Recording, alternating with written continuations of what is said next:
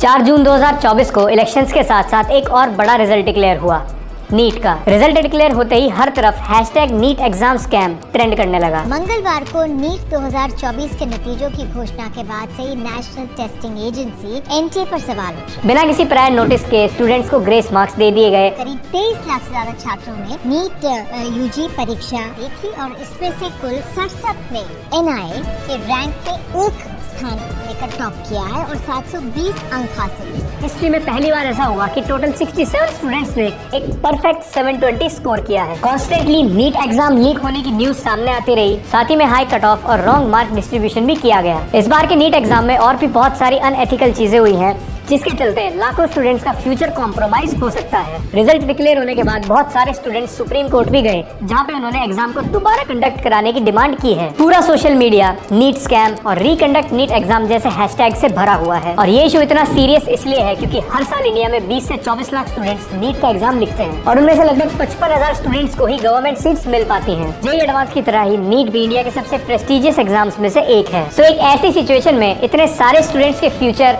और रिजल्ट को लेकर उनकी कंप्लेंट पे बात करना बहुत ज्यादा जरूरी है। इस बार बहुत सारे नीट एस्पिरेंट्स के साथ इनजस्टिस हुआ है, जिसके लिए स्टूडेंट्स एनटीए से जस्टिस मांग रहे हैं।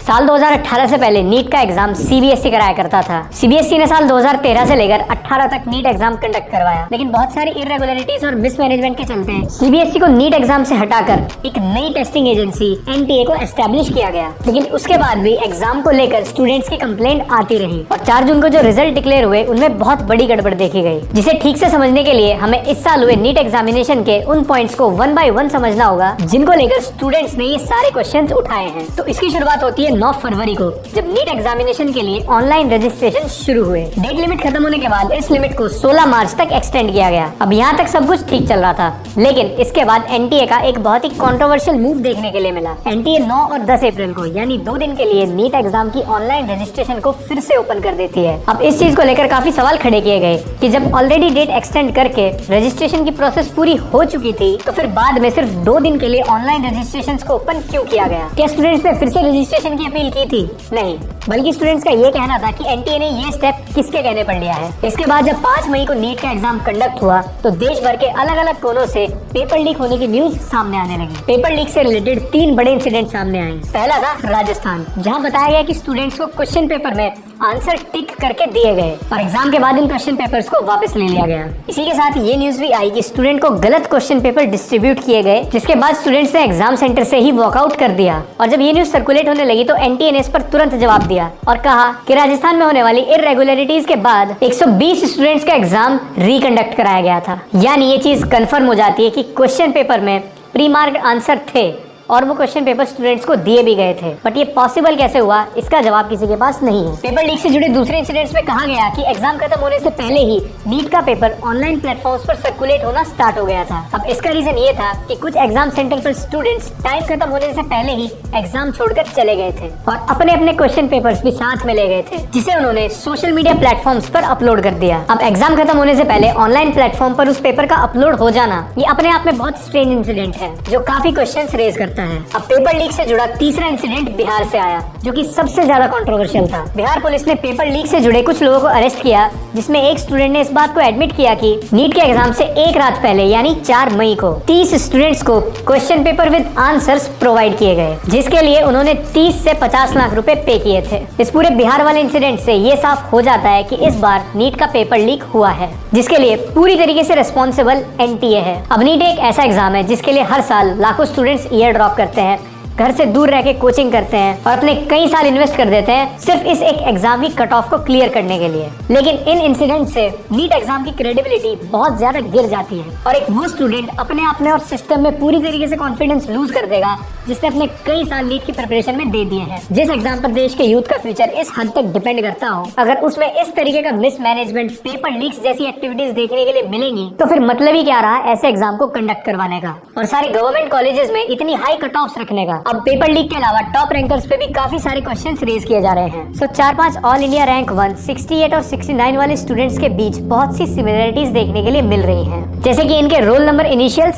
सेम है, इनका एग्जामिनेशन सेंटर सेम है जो कि मोस्टली हरियाणा में है, और इनमें से किसी भी स्टूडेंट का सरनेम नहीं लिखा गया है। अब लॉजिकली देखा जाए तो ये सब कुछ कोइंसिडेंस नहीं हो सकता, तो हाई पॉसिबिलिटी है कि इस पर्टिकुलर एग्जामिनेशन सेंटर में कुछ ना कुछ गड़बड़ हो। नीट एस्पिरेंट्स का इस साल एक और सबसे बड़ा कंसर्न है हाई कट ऑफ्स। जिस भी स्टूडेंट ने अपने हार्डवर्क और डेडिकेशन के थ्रू एक अच्छा स्कोर अचीव किया है वो बिल्कुल इररेलेवेंट हो चुका है। तो इस बार नीट एग्जाम में 67 स्टूडेंट्स की ऑल इंडिया रैंक 1 आई है, यानी कि एक परफेक्ट 720 का स्कोर। फॉर रेफरेंस 660 नीट में एक बहुत अच्छा स्कोर माना जाता है, लेकिन इस बार की कट ऑफ का हाल ये है कि 720 में से 660 लाने वाले स्टूडेंट की रैंक 20,000 के आसपास है, जबकि लास्ट ईयर 660 मार्क्स लाने वाले स्टूडेंट की रैंक 4500 के आसपास थी। मतलब कि एक साल में एग्जामिनेशन का कट ऑफ 5 गुना से बढ़ गया। इतने सारे टॉपर्स होना अपने आप में एक इम्पॉसिबल बात है। तो अब एनटीए ने इसका क्या जवाब दिया कि सभी 67 स्टूडेंट्स टॉपर नहीं हैं। सिर्फ 23 स्टूडेंट्स ने ही एक परफेक्ट 720 खुद से स्कोर किया है। बाकी के 44 स्टूडेंट्स को एनटीए ने ग्रेस मार्क्स दिए हैं। एनटीए का कहना है कि वो 44 स्टूडेंट्स जिन्होंने फिजिक्स के क्वेश्चन का एक रॉन्ग आंसर अटेम्प्ट किया था उन्हें इसलिए ग्रेस मार्क्स दिए गए क्योंकि वो पुरानी एनसीईआरटी फॉलो कर रहे थे और एक नई एनसीईआरटी में उसे करेक्ट कर दिया गया था। यानी इसमें स्टूडेंट की कोई गलती नहीं थी, इसीलिए उन्हें एक्स्ट्रा ग्रेस मार्क्स प्रोवाइड कर दिए गए। बट ये क्राइटेरिया स्टूडेंट्स को पहले क्यों मेंशन नहीं किया गया और इस चीज का कोई नोटिस पहले क्यों नहीं आया, इसका आंसर एनटीए के पास नहीं है। तो क्या एनटीए ने हर एक स्टूडेंट को ग्रेस मार्क्स दिए हैं जिसने ये क्वेश्चन गलत टिक किया था, या सिर्फ उन्हीं स्टूडेंट्स को ये मार्क्स दिए गए हैं जो 720 के स्कोर से थोड़े पीछे थे? अब ये चीज कितनी प्रैक्टिकली इम्पॉसिबल है कि 44 स्टूडेंट्स के सेम मार्क्स थे जिन्हें ग्रेस मिलके 720 का एक परफेक्ट स्कोर बन गया, क्योंकि इंडियन एक्सप्रेस के अकॉर्डिंग 10,000 स्टूडेंट्स ने सेम आंसर को लेकर आंसर की को चैलेंज किया था। तो अब अगली चीज कट ऑफ और मार्क्स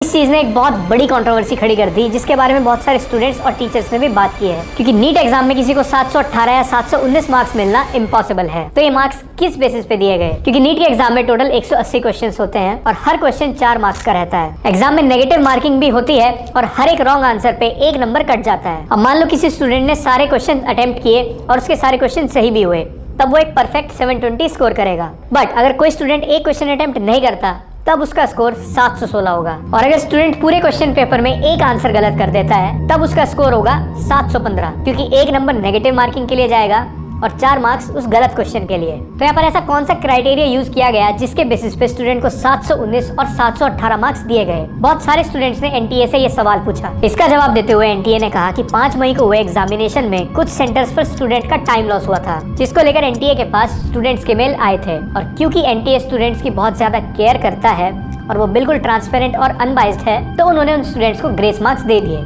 बट ये जरूरी नहीं समझा कि वो क्राइटेरिया स्टूडेंट से क्लियर किया जाए। अगर एनटीए ने लेट पेपर मिलने की वजह से किसी सीक्रेट नॉर्मलाइजेशन फॉर्मूला को यूज करके ग्रेस मार्क्स प्रोवाइड किए हैं, तो फिर बहुत से बच्चों का ये कहना भी है कि उन्हें भी पेपर लेट दिया गया था बट ग्रेस मार्क्स प्रोवाइड नहीं किए गए। उनका क्लैरिफिकेशन कौन देगा? इस पूरे नीट एग्जाम में एक चीज देखने के लिए मिली है, लैक ऑफ ट्रांसपेरेंसी। एनटीए यहाँ पर अपनी मनमानी करते हुए नजर आया है, स्टूडेंट से मैसेजेस टाइमली कन्वे नहीं किए गए, बहुत सारा मिसमैनेजमेंट देखने के लिए मिला और किसी भी चीज का क्लैरिफिकेशन पूरी सही तरीके से नहीं दिया गया। ओवरऑल ये नीट एग्जाम बिल्कुल अनफेयर तरीके से कंडक्ट हुआ है, जिसका पूरा इम्पैक्ट इसके रिजल्ट पर भी पड़ा है। सीरियल नंबर 1 to 67 तक सभी स्टूडेंट के 720 मार्क्स हैं, लेकिन ऑल इंडिया रैंक 68 और 69 के मार्क्स 719 और 718, यानी कि ये वही स्टूडेंट्स हैं जिनको एग्जामिनेशन सेंटर में टाइम लॉस के कारण ग्रेस मिला था। अब ये पूरा स्ट्रक्चर कोई कोइंसिडेंस तो नहीं है। पिछले साल के मुकाबले इस साल नीट एग्जाम में सिर्फ 4 लाख स्टूडेंट्स एक्स्ट्रा हुए हैं, लेकिन कट ऑफ 137 से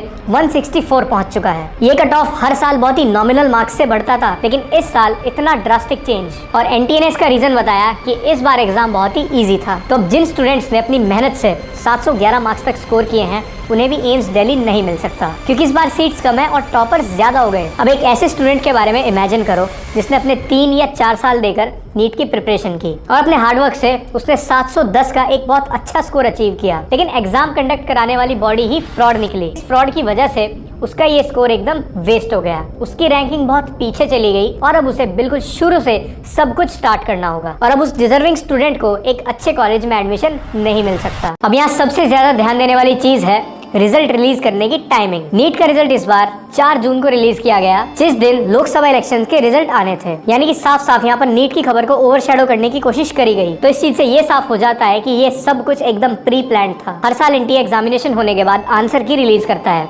और उसके 10-12 दिन बाद फाइनल रिजल्ट्स। लेकिन इस बार ऐसा नहीं हुआ। 5 मई को नीट का एग्जाम हुआ और 29 मई को आंसर की रिलीज हुई और फिर उसके 5 दिन बाद 4 जून को रिजल्ट्स निकाल दिए गए, क्योंकि एनटीए को पता था कि उस दिन हर जगह इलेक्शंस की बात चलेगी, हर न्यूज चैनल उसी न्यूज को कवरेज देगा, तो ये नीट रिजल्ट की न्यूज ओवरशैडो हो जाएगी। बट ऐसा हुआ नहीं, thanks to social media. NEET आया ही था डिजर्विंग बच्चों को लो कॉस्ट फीस के साथ डॉक्टर बनाने के लिए, क्योंकि एआईपीएमटी में क्या होता था और वहाँ किस लेवल का करप्शन था वो हम सब जानते हैं। लेकिन जो इरेगुलरिटीज इस बार नीट के एग्जाम में देखने के लिए मिली है वो देश के लिए एक एक्चुअल थ्रेट है। अब सिविल सर्विसेज प्रीलिम्स एग्जाम होने वाला था, बट इलेक्शंस के चलते यूपीएससी ने उसे पोस्टपोन कर दिया। लेकिन इन्हीं इलेक्शंस के बीच नीट जैसा बड़ा एग्जाम कंडक्ट भी हुआ और उसका रिजल्ट भी आ गया। यहाँ पे टाइमिंग ऑफ द रिजल्ट तो फिशी है ही, लेकिन जिस दिन नीट का एग्जाम कंडक्ट हुआ उस दिन कुछ लोगों पर नीट 2024 एग्जाम लीक से रिलेटेड बिहार में एफआईआर हुई, जबकि एनटीए का कहना था कि कोई भी पेपर लीक नहीं हुआ। तो ये चीज कंफर्म है कि एनटीए को पहले से पता था कि इस बार नीट के रिजल्ट में बहुत सारी इरेगुलरिटीज हैं और वो नहीं चाहते थे कि स्टूडेंट्स तक वो बातें जाएं और स्टूडेंट्स उन पे वापस क्वेश्चन रेज करें। काफी हद तक एनटीए इस चीज में सक्सेसफुल भी हो गया था। किसी भी मेन स्ट्रीम मीडिया ने 2 दिन तक इस मामले को बिल्कुल भी कवरेज नहीं दी। ट्विटर के थ्रू इस पूरे केस को अटेंशन मिली। फिलहाल काफी सारे स्टूडेंट्स और कोचिंग इंस्टीट्यूट के टीचर्स ने सुप्रीम कोर्ट में एग्जाम को रिकंडक्ट कराने की डिमांड की है। बाकी एनटीए ने अपने ऊपर लगे एलिगेशंस और एग्जाम से रिलेटेड सभी इरेगुलरिटीज पर 2-4 प्रेस कॉन्फ्रेंस रिलीज की हैं। तो अब जो पेपर लीक, कट ऑफ और रैंक का ये इशू है, क्या ये इन प्रेस कॉन्फ्रेंस से सॉल्व हो जाएगा? अगर ऐसा पॉसिबल है तो एनटीए को और ज्यादा प्रेस कॉन्फ्रेंस रिलीज करने की जरूरत है। अदरवाइज इस पे कोई सीरियस एक्शन लिया जाना चाहिए, क्योंकि सिर्फ एक नंबर से कई हजार स्टूडेंट्स का फ्यूचर बदल सकता है। और यहाँ पे 1-2 नंबर की नहीं, यहाँ पे तो बहुत बड़े मार्जिन की बात है, वो भी इतने क्रूशियल एग्जाम में। नीट के एग्जाम के लिए स्टूडेंट्स कई सालों तक प्रिपरेशन करते रहते हैं और यहाँ पे मेंटल एफर्ट्स के साथ साथ बहुत सारी चीजें लगती हैं। हर कोई महंगी कोचिंग फीस अफोर्ड नहीं कर सकता और ना ही हर एक स्टूडेंट घर से दूर रह के कोचिंग लेने में कंफर्टेबल फील करता। और जो भी स्टूडेंट ईयर ड्रॉप करके एग्जाम की प्रिपरेशन करता है, ऑलरेडी उसके पास बहुत कम होप है और एनटीए ने उनकी वो होप भी छीन ली है। इंडिया में हर साल लाखों एस्पिरेंट्स अलग अलग कैटेगरीज में एग्जाम देते हैं। इनमें SSC, railway, PCS, police exam, JE और यूपीएससी के अंडर कंडक्ट होने वाले civil services examination, CDSE, NDA और नीट जैसे एंट्रेंस एग्जाम भी इंक्लूडेड हैं। लेकिन एग्जाम कंडक्ट कराने वाली शायद ही कोई ऐसी बॉडी होगी जिसके ऊपर आज तक पेपर लीक कराने के इतने सीरियस एलिगेशंस लगे होंगे। अभी किसी भी कॉस्ट पे नीट को रिकंडक्ट कराना होगा, जिसमें स्टूडेंट्स एक बहुत क्रूशियल रोल प्ले करते हैं। स्टूडेंट की आवाज ज्यादा से ज्यादा दूर तक पहुंचनी चाहिए ताकि एक फेयर तरीके से एग्जाम्स हो सके और ये प्रैक्टिस फ्यूचर में रिपीट ना हो, क्योंकि अगर ऐसा होता है तो बहुत सारे स्टूडेंट्स का अपने एजुकेशन सिस्टम में से विश्वास उठने लगेगा। अब सच ये है कि इस साइकिल में बहुत सारे स्टूडेंट्स और उनकी फैमिली नेगेटिवली इफेक्ट हुए हैं, चाहे वो फाइनेंशियल स्टेज की बात हो या मेंटल स्टेज की। तो बहुत ज्यादा जरूरी है कि इन सारे इंसिडेंट्स की एक बहुत सीरियस इंक्वायरी हो ताकि लाखों एस्पिरेंट्स और स्टूडेंट्स का फ्यूचर सिक्योर हो सके।